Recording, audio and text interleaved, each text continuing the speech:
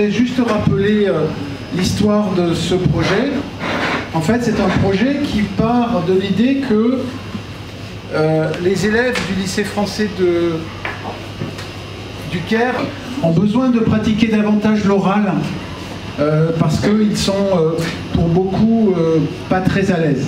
Ils sont plus à l'aise à l'écrit qu'à l'oral. Et donc, Michel Ezat et Aude Quéré ont proposé ce projet parce qu'ils avaient déjà travaillé avec Jack.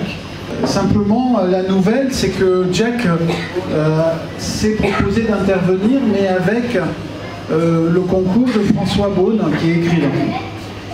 Et donc, on a pu travailler sur 2 entrées, des productions orales, à la manière de Georges Perec, et un travail autour des histoires vraies. Alors, histoires vraies qu'on va chercher autour de soi, qu'on va essayer de restituer à l'oral et qu'on va peut-être réécrire pour les améliorer. Et donc on a travaillé sur ces 2 pans et on a vu de très belles choses. C'était une belle semaine, je pense qu'on a collecté environ 70 histoires quand même, que j'ai pu enregistrer. C'est bon? Et attention, c'est parti. Je m'appelle Jana Mohamed, Mohad Ghalib et Céline Comris. On va parler d'une histoire qui s'est passée au début de l'année. C'est pas vraiment... Même l'aider à marcher ou à respirer. Et elle savait qu'elle pouvait faire quelque chose. Donc c'était à cet instant qu'elle a décidé qu'elle voulait faire un changement dans cette situation. Et les docteurs les plus connus et les meilleurs docteurs en Égypte, le garçon qui lui avait dit qu'elle ne pouvait rien faire, il travaille pour un métier. Bonjour. Alors moi je m'appelle Jack Souvent et Jeanne Paravert. On travaille ensemble dans beaucoup de productions qu'on réalise. Moi je viens du théâtre. J'ai rencontré assez vite le théâtre dans l'espace public. Et ensuite j'ai rencontré la radio. Et donc je fais quand même beaucoup de radio et de podcasts. Et donc je construis, avec Jeanne, on construit des documentaires sonores, des reportages sonores, de la fiction sonore et des performances sonores. Ce qui nous intéresse, nous, beaucoup, dans l'écriture de soi, c'est pouvoir raconter des histoires qui sont très personnelles et qui en même temps peuvent sembler universelles. C'est une performance qui est tirée d'un auteur qui s'appelle Georges Perec. C'est un auteur qui a pris comme attention particulière l'observation du quotidien. Observer des choses qu'on n'observe plus aujourd'hui parce qu'elles nous semblent anodines. Donc nous, on s'est inspiré de cet auteur qui regarde le monde et regarde la ville, regarde la vie de façon extrêmement simple mais très détaillée. Pour ça, en 1978, il s'est enfermé dans une camionnette avec un micro et pendant 6 heures. Et pendant 6 heures, il a décrit tout ce qu'il voyait. Et il observe un peu comme une image cinématographique, mais avec des mots. C'est-à-dire qu'au lieu de prendre une photo, il va décrire exactement ce qui se passe au micro. Par l'observation du quotidien comme ça, on rend un petit peu une image à la fois sociologique et à la fois poétique de la ville, donc de ce qui nous entoure.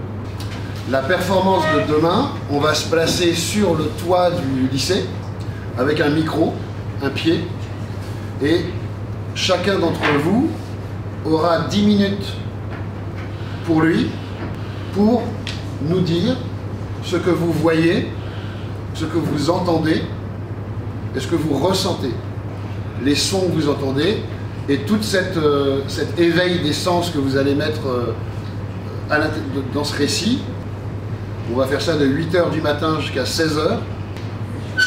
Ces sons seront enregistrés, et ensuite on fera un montage d'1 heure où on va réunir un petit peu toutes les visions que vous aurez de ce même point.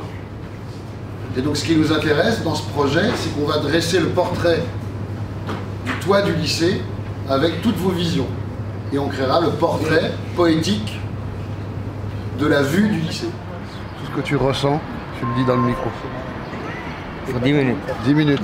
Tu peux faire moitié français, moitié arabe si tu veux.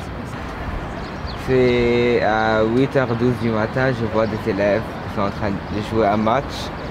Sur les deux moitiés du terrain, il y a des élèves de tous les âges. Et il y a le trac rouge où personne ne l'utilise. Bonjour, je m'appelle Camilla. Il est 13h36. Je suis au lycée. Je vois des lycéens en train de jouer au foot. Parmi eux, mon frère, il vient de faire la passe. On ne voit pas où il est, mais c'est peut-être au milieu, comme ça. On voit juste des voitures se précipiter vers. Je vois le terrain, j'ai déjà vu de هذه بلدي كم زبادي شالوا حطوا كله ايه bleu. Aucun nuage. Si je regarde là-bas tout au bout, le ciel commence à être comme... Moi j'étais très heureux de passer cette semaine avec vous et je vous félicite parce que vous avez joué le jeu. Vous avez aussi, avec vos téléphones enregistrés dans la langue maternelle des gens, donc je ne sais pas combien on en a, mais je pense qu'on doit avoir au moins une bonne cinquantaine de sons enregistrés des parents, des grands-parents, des oncles, des voisins qui vous ont confié des histoires et ça c'est précieux. J'étais aussi avec Siem Bedawi, je crois, en cours d'arabe. Et faire ça dans plusieurs langues, ça me semble aussi particulièrement intéressant, puisque nous, l'objectif de l'association à laquelle on appartient, qui s'appelle Histoire vraie de Méditerranée, qui est basée à Marseille, mais qui a aussi certaines antennes, en particulier en Tunisie, au Liban, et maintenant, grâce au lycée français du Caire en Égypte, eh bien, notre vocation, c'est d'être au plus près des vies des habitants de cette Méditerranée, de leur donner la parole, qu'ils puissent raconter, finalement répondre à la question mais qui sont les habitants de la Méditerranée aujourd'hui à travers leurs histoires vraies, afin qu'on se comprenne, qu'on s'entende un peu mieux autour de cette Méditerranée.